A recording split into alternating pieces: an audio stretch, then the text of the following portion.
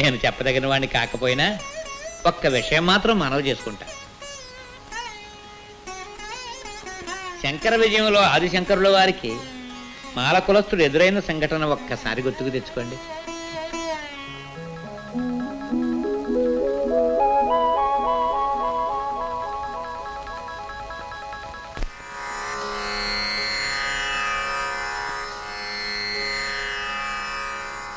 తప్పుకోను, దారి విడు. దండాల ద్వారా ఎవరిని తప్పుకోమంటున్నారు తమరు? నాలోని పరమాత్మ నా స్వామి.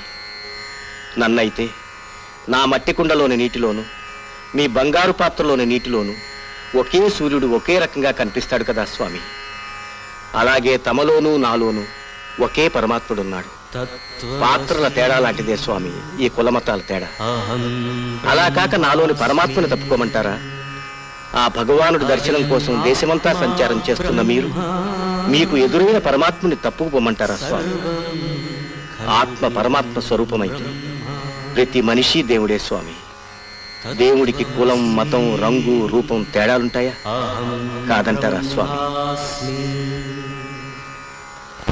ఆదిశంకరుడు ఆ వాదనా పటిమకు ముగ్ధులై ఆ చండాలుడులోని ఈశ్వరుడికి పాదాభివందనం చేశారు.